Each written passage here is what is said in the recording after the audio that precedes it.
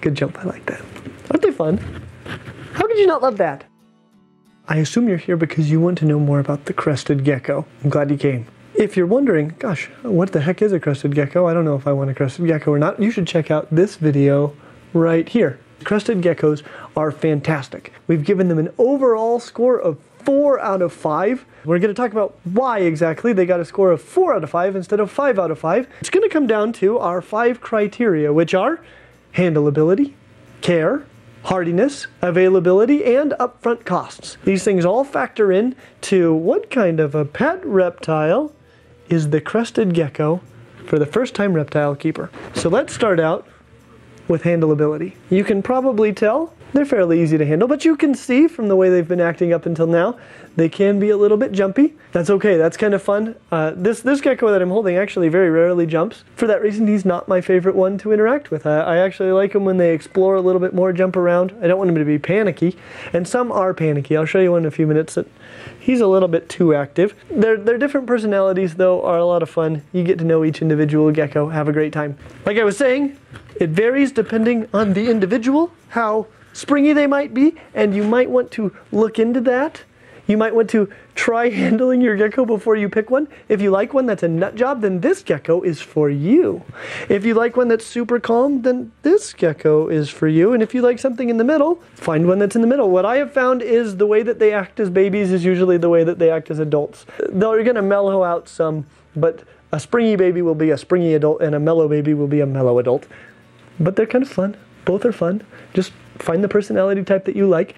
You probably wouldn't want to hand them over to a small child or something because rough handling could easily lead to serious injury for the gecko. They can lose their tail anytime they want to.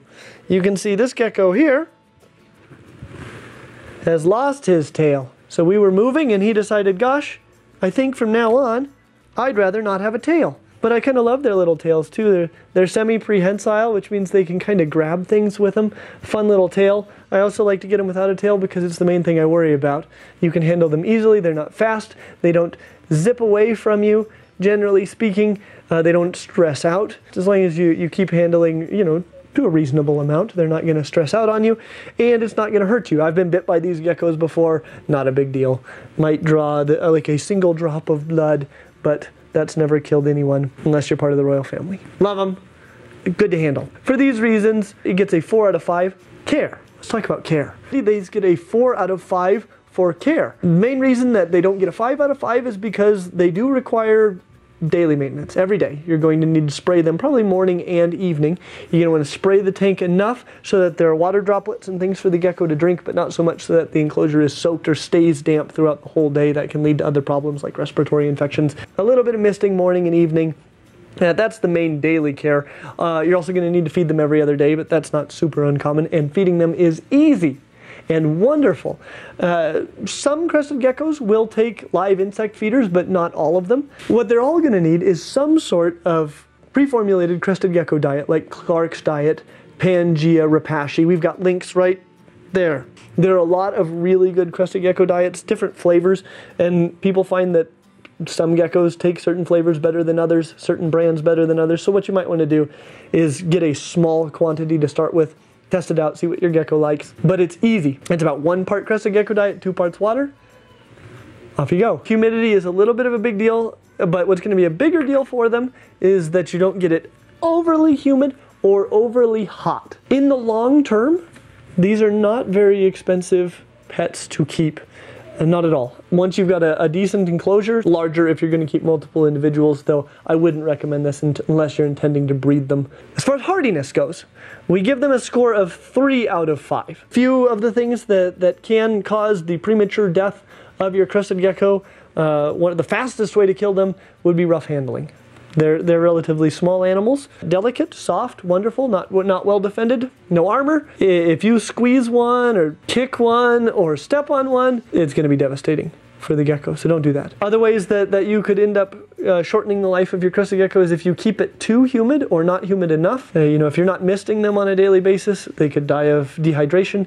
If you're misting them so much that it's soaking in their aquarium or their enclosure all the time, they can get respiratory infections and die prematurely. Don't do that. A nice, gentle misting morning and evening, but not so much that the enclosure stays damp. Just perfect. Temperature.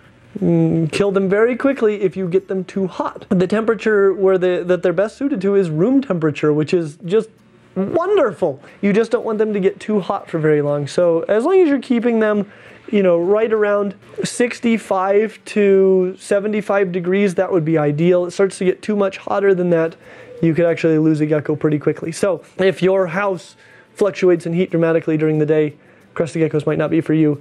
That's why hardiness, we're giving them a 3 out of 5, but pretty great. As for availability, we're giving these guys a score of 4 out of 5.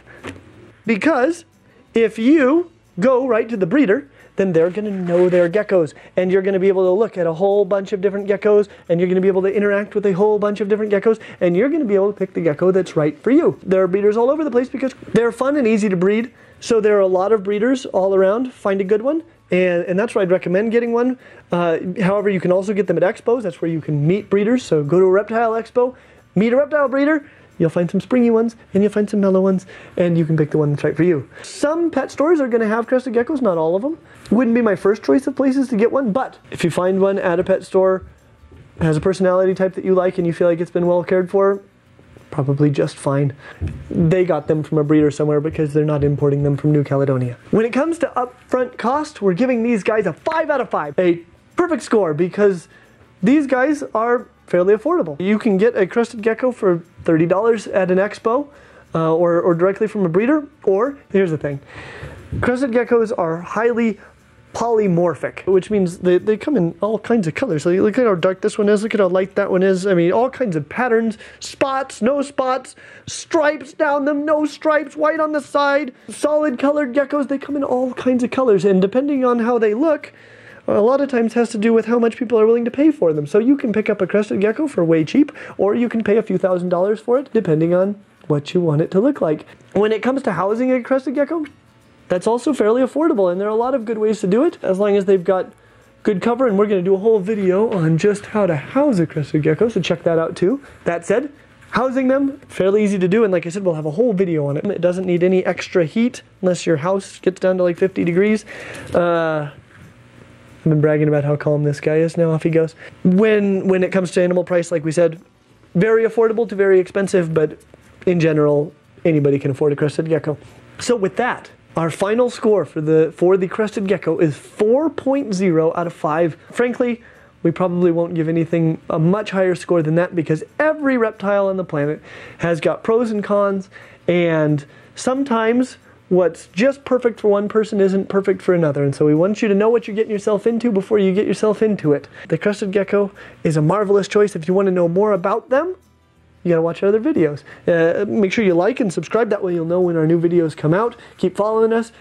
Leave comments. We need comments. We need to know, well, what did you like? What didn't you like? What do you want to know? So we can either make a video about it or we can at least reference it in our future videos. We want to hear from you. Keep the comments coming, and we'll see you real soon. Wonderful, wonderful, wonderful, wonderful, wonderful. So I was like dying. 5. Like I was saying, it varies depending on the individual one. If you like one that's a nut job. So let's start out, and a lot of 4 out of 5. Some sort of, that was a good jump. Go again, go again. They bring the both legs forward, and then off they go. Marvelous. Oh, and you're gone.